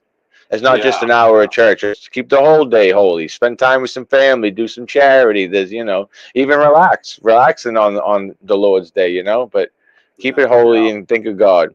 So similar to you, I get on here and I just get God in the conversation, and I find it's been pretty fruitful. So thank Him for that. Yeah. Similar to you, Mark, I just go live. I don't have time to edit. Yeah. You're old enough to remember the blue laws, right, Mark? The blue laws were still in Massachusetts when I was first driving you. So you had the advantage was that you had to plan things like gas and food. You couldn't get them on Sunday. So especially around the Bible teaches that, yeah. It was a big deal. Get enough food for 6 days, yeah. But lots of things were closed like around the holidays. So like a lot of stuff was closed from the 23rd until the 26th. Like just closed. You couldn't get gas in some case, or there were gases, but they were very limited. And so you had to know, right? And like the liquor stores, forget about that. You weren't getting any liquor on Sunday in Massachusetts. Yeah, and it seems like a little thing. It seems like an imposition until you realize, that's how I learned to plan things. Amen. Right? Yes. There's a lot of kids now, they can't plan things 2 hours in advance. Well, you had to plan things for the entire weekend because not only was Sunday closed, but like a lot of business closed on Saturday, because back then that was a thing, right? The weekends were, half the stuff was open, that was normal. And now that's just not true, but people lose planning skills. And then you have bad employees, basically. It's not good for anybody because people can't plan things. And they don't. That's interesting you say that, because my nephew, he's turning 20 in a couple of days. But I try to make plans with him all the time, and his planning skills is not only are they poor, but he thinks I'm weird for trying to make plans. He says, "What do you think? We're in a movie? Let's make plans for Saturday at 3:00." He literally said that, and I'm like, no, that's how you live life, brother. Like, what do you mean? This is so to him, that's what movie people do. Yeah, that's funny you said that, because I didn't know. Yeah, that had part to do with it. It's really got to be the church that's the custodian of these things, right? You could think of like, all right, I'm going to go out a little bit of limb here. Worldly logic, right? Trying to produce things in the world, trying to organize the world. It has its place, but it's always going to go for like more, more, more. It doesn't have anything to push back against it unless it's like higher than, because like you can see, all right, like let's imagine we're not 21st century Americans anymore. Let's imagine we're in France in the 19th century, right? So you've got secularism coming in, but we're in a small village in the South where Catholicism is still very strong. And I remember reading about this in the life of Saint John Vianney, where there would be farmers who were anxious about an incoming storm, and they really wanted to harvest their crops on a Sunday. They say, Father, listen, it's going to take me 3 hours. I just need 3 hours on a Sunday to get this done. And St. John Vianney would just look at them and say, no, your crops will be fine. And the storms always went and, hit somebody else because he was St. John Vianney and he had that kind of in with God. So he would know that. And that kind of messaging, because the I'm sure the way the blue laws were repealed was like chunk by chunk, incrementally by incrementally, people saying, well, we've got a really good reason to do this on Sunday. We've got a really good reason to do that on Sunday. We should make this exception. We should make that exception. And as the pastor, John Vianney would have had the authority to grant an exception, but he never did. The only force that can stop that kind of anxiety, because it's not like this guy was just trying to make his next million. He was trying to make sure that the village and the surrounding villages had enough food, right? So like the only force that can kind of counterbalance these worldly anxieties is pointing up to God and telling to trust in providence there. And with the recession of the church from the world, and the eclipse of God in the minds of men, there's nothing stopping worldly logic and worldly concerns from invading Sunday. There isn't that counter, and then everything in the world becomes just useful for producing things, useful for profit, and like I'm not against profit or anything like that, but it's not the best thing. It's one thing to be weighed against others. So yeah. Hey, David, you keep the fight going for Sunday. It's going to help people. Thank you for that confidence boost. We're the only people who can even see the fact that we need a holy day out of the week. And to my Jewish friends who keep the Sabbath, you guys keep that up because it's good for you. But I figured I'd try to find a niche because we have pastors and bishops, and you guys are doing your good and faithful work for the Lord. And then we have plenty of, like you said, Trent Horns and Catholic apologists. And I'm no biblical scholar by any means, while I'm decently versed for laity. But so I try to get the butts in the pews, two good shepherds like you. And do my part, and then remind people of things like Sunday and holy days of obligation. Just try to find my niche, see where I fit in the body. Good. Yeah, even if I'm just a fingernail, as long as I'm part of the body. Amen. Yeah, amen. Yeah, if you're a fingernail, you're part of the body. That's good. I was just gonna say I had a question for Father Eric. Sure. Sorry, I was kind of AFK for a little bit. Do you have any hobbies you like in particular on Sundays? Well, the problem is that Sundays are a working day for me. The great leisurely work of worship. So a lot of times, by the time I get to the afternoon, I'll just put on a speed run on YouTube and fall asleep in front of that. It's a great thing to fall asleep in front of because you won't miss anything important. This is just dorks playing video games. So yeah, on Sundays, it can be kind of hard. I should just go home more. Like I live in Fargo. My parents live right here. I should just show up at home. But oftentimes, since my dad's a deacon, he'll have 2 masses on a Sunday and baptisms, and so he's tired too. And my mom sacristans 1 or 2 masses most weekends, so yeah, it's the family business here. But Well, always remember, relax is part of keeping the Lord's Day holy, Father. yeah. No, it certainly helps. It certainly helps. I mean, do you ever like playing like chess or board games or? Man, I just need more people to play board games with, I think. You said something important, and thank you for that. I'm gonna I pray for my spiritual fathers all the time, but even more so because you just made me notice when you said Sunday's a working day for you, and how luxurious I have to go and enjoy a worship service while you guys are busy working. So thank you for that, and thanks for reminding me that you guys are working while I'm enjoying a worship service. Yeah. It's one of those things. I did a couple weekends ago. I did a silent retreat for a dozen men, and I was able to. It was just a weekend silent retreat, a Friday afternoon to Sunday afternoon, and I was able to bring in a few other guys to help me with the spiritual direction on Saturday. Every guy got an hour of spiritual direction to talk about what was going on, and because I was leading the retreat, I did 6 hours of spiritual direction that day, plus 2 conferences, and I said mass for everybody. And while I was in the spiritual direction and the conferences and all that, I was really engaged. It was absolutely just delightful to be able to do that. It was a great opportunity. Once I got done with all of that, I was like, oh, holy mackerel, that was a lot.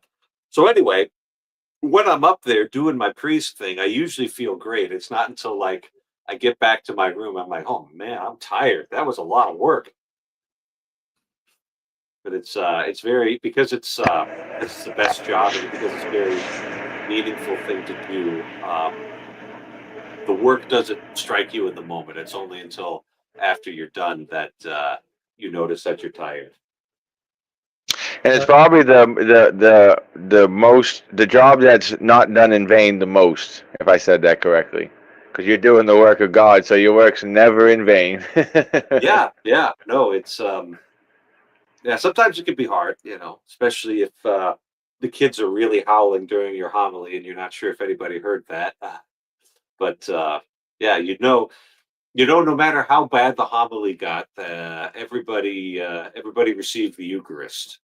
And Is there a difference between a homily and a sermon? so it's a very slight difference. Homily has a certain liturgical connotation to it, so that it would be done within, the Catholic celebration of the Eucharist and all of that. Whereas sermon is a little more general, and it could be applied in let's say, a very low church Protestant scenario where there's not much ritual to it. They just sing some songs, read the Bible, and then the pastor gives the sermon there. So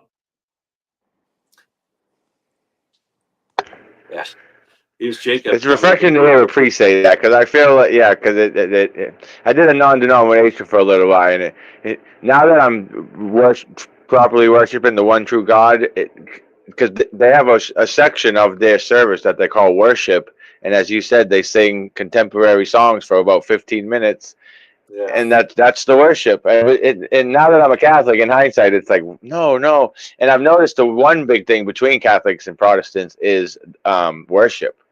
So in trying to mend the gap, I'll ask them, I'm like, well, how do you worship God? We both agree God is good and God's worthy of worship. How do you worship? Not a trick question or anything. Generally, because I just try to notice to them, I try to just plant mustard seeds of, oh, wow, I'm saying I'm doing this, but I don't really notice what I'm doing. And then another thing, they say they have altar calls, and then I ask them, well, where's your altar? So it's just questions like this, and they're funny. They are funny, but there's a little bit of seriousness under it to the ones who are seeking the truth. They're like, wow, my pastor does call it an altar call, but I don't have an altar. And then if they take the 2 seconds to look at what an altar is, they're like, wait, a sacrifice? And then it just Yeah. I just try to plant little seeds, mustard seeds.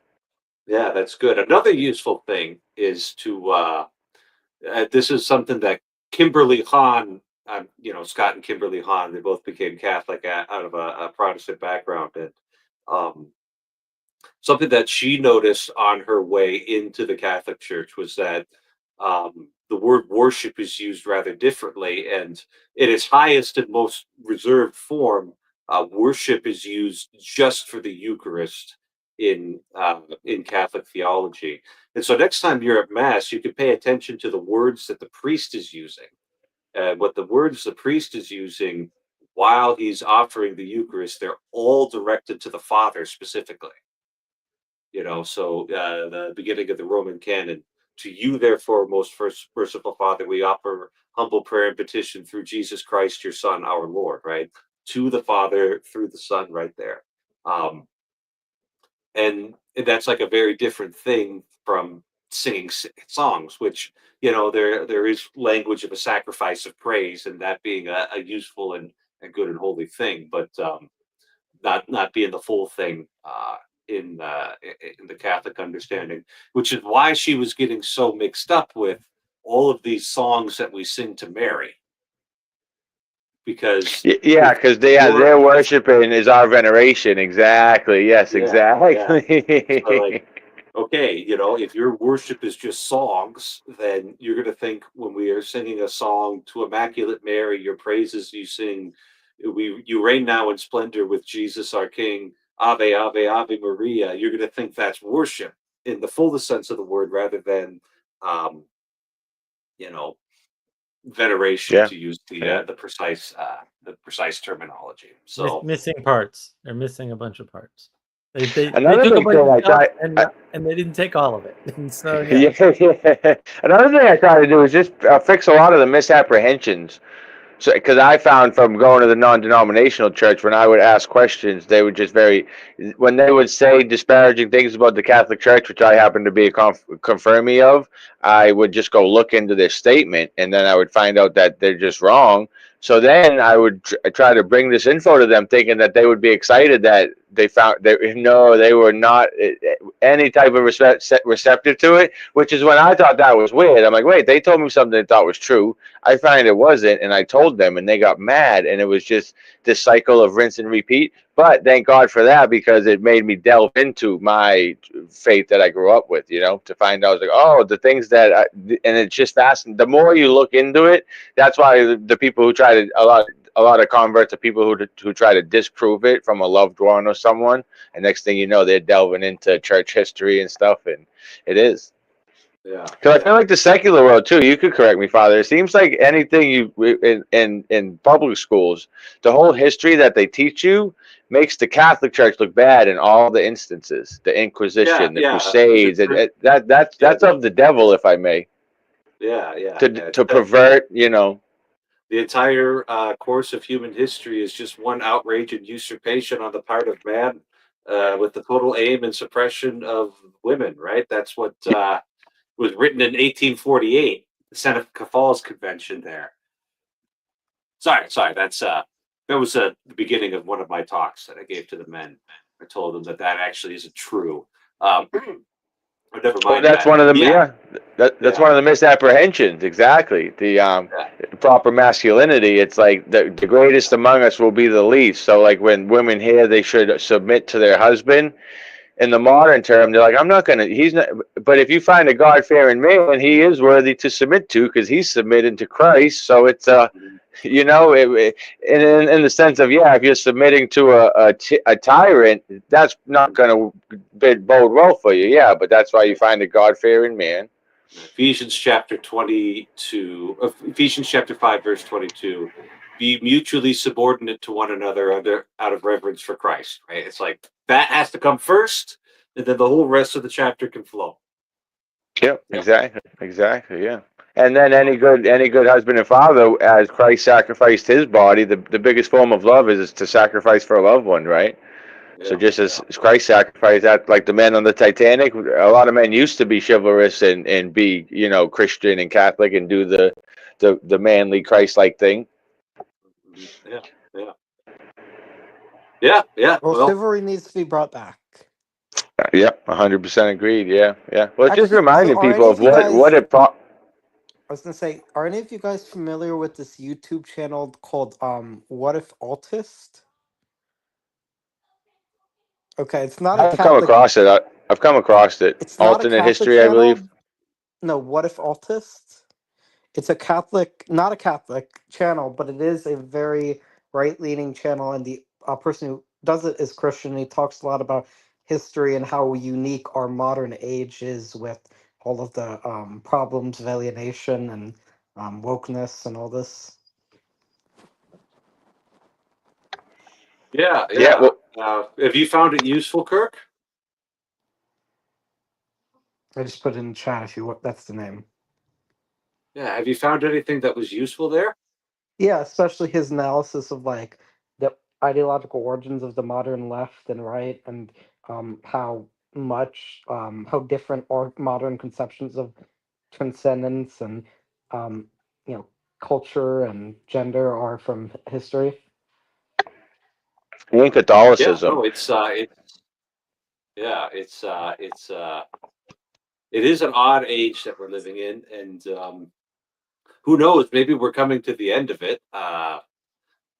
Mark's got his theory that the world ended in 2014 and nobody noticed. Can't confirm. I have a live stream on that. Not the big ending, right? Not the big ending where Jesus comes back and but just a little world ending. You know, the little worlds can end quite a bit more frequently than the big one at the end of time. So that could Yeah, I explain think things. that's the problem. I mean, a lot of people now are just struggling with the binary well, framing. that's in it. So that's was a good proponent of what led me back, because with the Catholic upbringing from my father in the church, even after I left the church, just trying to deal with secular society, I didn't fit in from my you know my principles of a Catholic upbringing, like just the secular idea of just dating and hopping around. I'd be trying to find a wife, and then modern society is like, what do you mean? What are really? Those kind of things. And so like my morals were juxtaposed to the secular world. And I just thought I was awkward or weird, you know, but then coming to find out how the devil's been getting his hands on secular society and it's upside down. Even like he had just mentioned all that. And I'm like, wait, what do you guys, everyone knows it's just boys and girls, right? What do you guys, and it's like, oh, you're ancient and outdated. And I'm like, wait, this is like common sense, right? We learned this in kindergarten. What are we talking about here? Little did I know it was the Bible that taught us that. You know? Yeah, Are yeah, you guys yeah. familiar with a guy named Roger Scruton? Yeah. Okay, so Yeah, Roger Scruton was he was an artist, right? No, Or he he was a was an British art critic, philosopher. a Yeah. So philosopher. Roger Scruton was a British philosopher, and he had this quote that to be a conservative is to be somebody who recognizes the common sense that can't be fully explained, or something Sure, like that. sure, yeah. I mean, it's you notice the axioms, the foundational principles on which things are actually working, and you just say, "I'm not messing with that." That's got to be a good thing right there. You know, I remember. I really wish I could remember this guy's name. He was writing in like the early 20th century, and he did analysis of the collapse of empires, and how like the Roman Empire would have fallen apart, but also on smaller scales. Was I this think he studied. a German guy? I think so. If you could find his name, I'd be really. Spengler? Man. So I'll finish with the bit, Heidegger and or if it sounds right, his research and findings found that every empire would have some kind of a collapse, maybe not a total collapse, but like economic crisis, political crisis, weakening from within about 3 generations after the abandonment of family values. Toynbee? That might be it. That might be it. And and it's a useful thing to note that like you don't always get the consequences of your actions right away. Right There away. might be a time lag on, widespread divorce, and contraceptives are introduced in the late 1960s.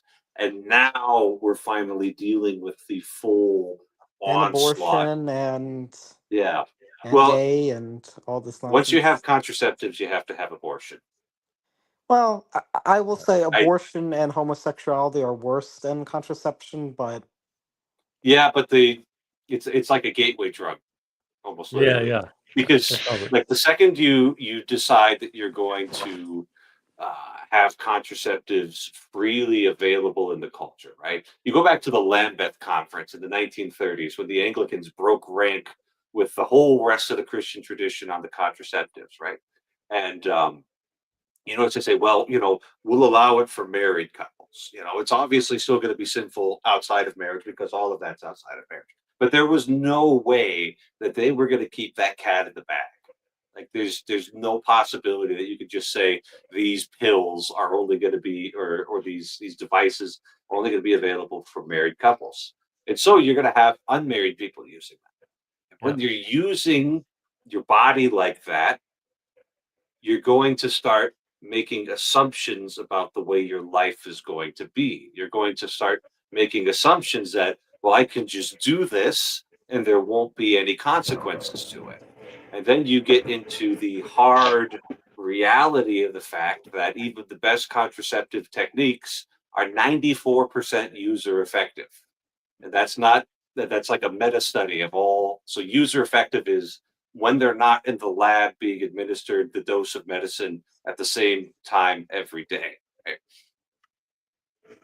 And so you've got that 6% failure rate, which, like, would you drive across a bridge that have a 6% failure rate? Right. Well, and Would you it's fly not in a and it's plane that not had a 6% 6%. failure rate? Right, it's not 6%, right? It's 6% in lab conditions, which no one lives in. And so Yeah. the Yeah, actual right, yeah. practical failure rate is like triple that. So, Yeah. And so that's why I say that contraceptives, like the second you have that, you have to have legalized abortion because you've got a decent enough percentage of the population living their life in a certain way. And when it doesn't go the way they were expecting it to, they're going to need to have that backup yeah. to keep their, and it's really difficult, right? Because it's not just economic concerns, it's their sense of identity that gets Right. Mhm. tied up with having children, right? Talk Right. to any man who's brought children into this world and let's say is responsible and cares for them. They feel different when that burden is on them, and like they start thinking differently Yep. about the world because it's no longer just them they have to look after. It's no longer just them and their wife that they love, and like this little burrito that needs to eat a few times a day. Mhm. They're all wrapped up. They look like burritos to me. Yeah, there's an old racing guy. He's a professional, the fast race car, F1 or whatever, and he did this crazy maneuver to pass the number one guy, and the guy who was in front had to press on his brakes so he didn't hit him. And after the race, the reporter asked him, "How did you know he was going to brake there?" And he said he has two kids at home. On your point, if he didn't have, but 5 years ago, because they've been racing for a while, he would have pushed it. But now that he has two kids at home, the race isn't as important as his kids. So, in a testament Yeah, to what you just said, how it'll change a yeah, man. Yeah. yeah. But that change in identity cuts both ways, right? Like Good and I don't bad. want to take on this new identity. Therefore, we need to figure out how we're going to fix this problem. Yeah. Yeah, Low yeah. retention. Low Yeah. retention. Well, and So and then just because we're not naturally made for that, like because then, like, as you said, it changes the whole sexual marketplace and by how biology works and right. Yeah. yeah. But we're just now getting to the effects, like the full. It might not even be the full effects. Things could get worse. But like the Heaven proper forbid. Yeah. manifestation of this, and if you read Humane Vitae by Pope Saint Paul VI, he basically wasn't pessimistic enough when he said, if this is widespread legalized, men aren't going to respect women. There's going to be an increase in promiscuity in the culture, and two other things that I can't remember at the time, but he wasn't predicting that people would disassociate from their own bodies and decide that they're a dragon or whatever. Or that there would be stepmom pornography. Yeah. Or that. Well, Or that. I'm sure my grandfather, they couldn't fathom some of the stuff we're experiencing today. Yeah, in just such a short period of time. Yeah, it's. My phone is going to die though. I do have to leave, but it's been a pleasure, and I hope to I hope you have me on again sometime, Father Eric. Sure thing. You take care, David. Nice to meet you. Seasons blessings, and have a Merry Christmas, everyone. Have a Merry Christmas. Merry Christmas, David. Wow, that was interesting. He's got an interesting looking channel. I checked it out for a bit.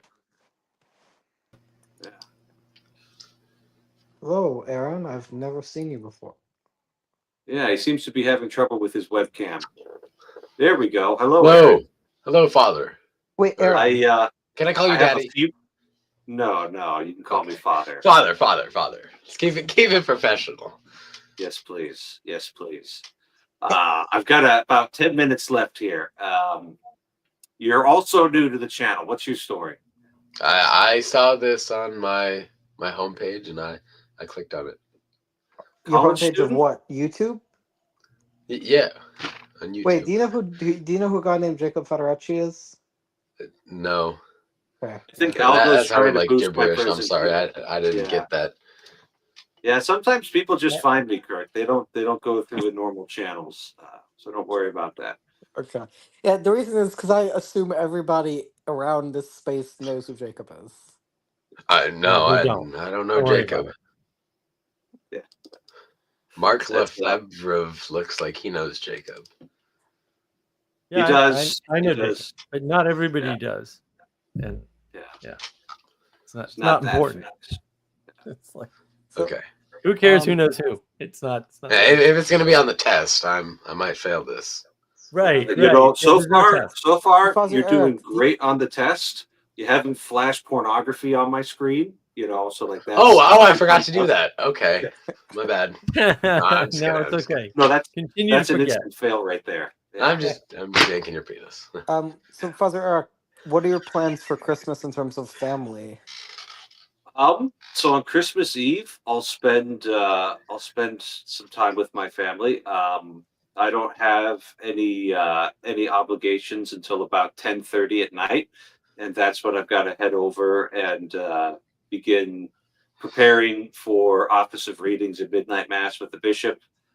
So I'll be able to spend that Christmas Eve there, and then after Midnight Mass, which I'll get to bed around 2, wake up around 7:30 to get ready for the Latin Mass at 10 a.m. at Shanley, and then I'll go over to my parents' house and I will collapse, and hopefully somebody will feed me at that point. No, Bishop. Oh. That's the piece that moves diagonally, right? Yes. Yes. Okay. In addition to being the sacramental representation of Christ on earth, does also move diagonally in chess. So Okay. It's fun. So Thank you. I wonder, do your family have any good recipes for Christmas, like in terms of ham or turkey or cornbread or? It's the transformation that's been going on in our families because Dog. Dad's gotten really busy with the church, and Mom's also getting more and more involved with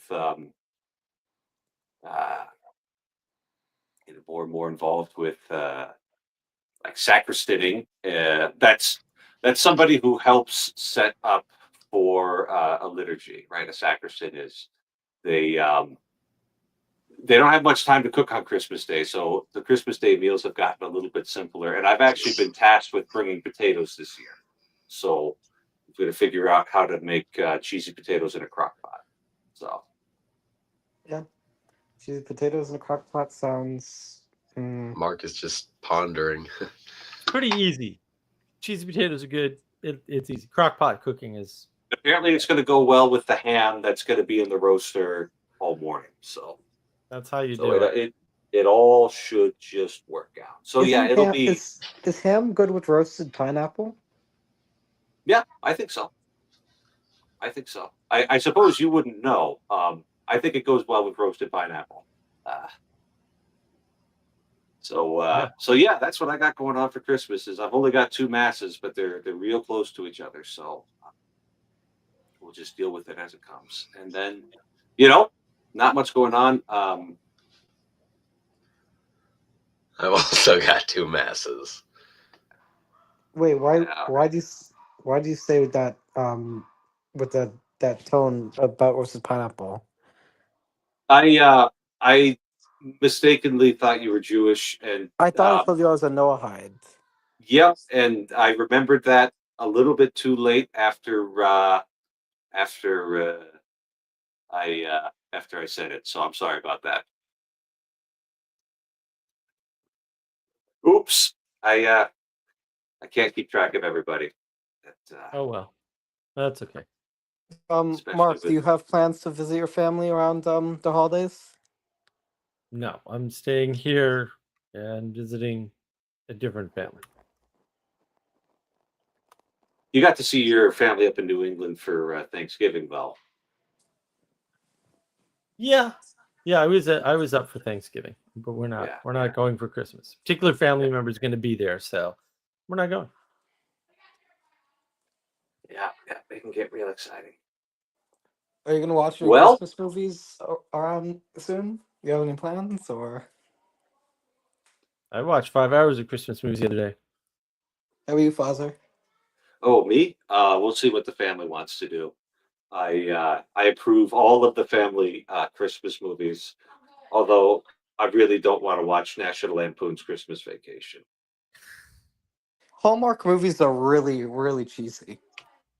Yeah, well, we don't do Hallmark movies. We just go back Yeah, to the classics, Wonderful Life, The Christmas Story, uh, the Santa Claus, the Rack and Bass stuff.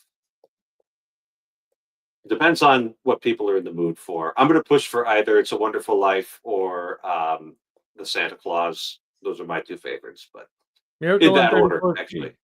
It's Miracle on all right. 34th Street. I don't like Rankin Bass anymore. I was like, wait a minute, what's this Santa Claus story? Hold on a second. Well, this is not good.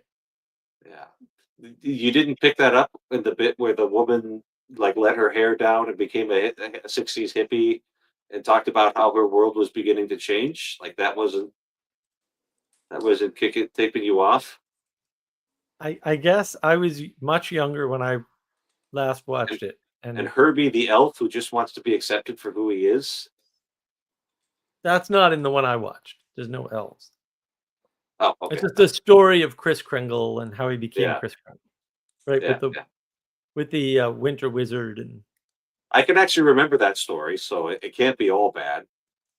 no, it's not a bad. It's sneaky. There's a lot of sneak going on there.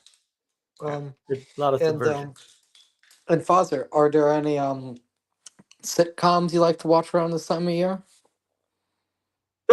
Nope. I don't watch a whole lot of TV. I just I watch don't watch people TV build compute. anymore, but I don't watch TV. I used to when I was younger, but like there are some Christmas specials which are cool, like I presume you've heard of That 70s Show. Yeah. That 70s Show is pretty good. hmm Frasier, Yeah. Cheers, Seinfeld. So the trouble is that it's 2024 and I have a YouTube premium subscription. And YouTube knows me better than I know myself. He'll watch this one. He'll enjoy it. He'll watch the whole thing, And so why would I bother with sitcoms when YouTube knows what I watch? They've got Yeah. great Christmas music, like really good. We were watching one earlier. It was just this church with these trees and all these great, beautiful. It was basically a Catholic. My favorite Catholic. Christmas song is Carol of the Bells. Yeah. It's Do you have any pretty. favorite Christmas song? Do we want a church Christmas song or do we want Any a Christmas secular song. Christmas? Okay, well, I'll start with churches. Probably Adeste Fideles "O Come All Ye Faithful," as it's translated into English. That one is real solid. And when it comes to just Christmas, secular Christmas songs, Elvis's rendition of "If I Get Home on Christmas Day," it's just that's peak World War II. I want to go home.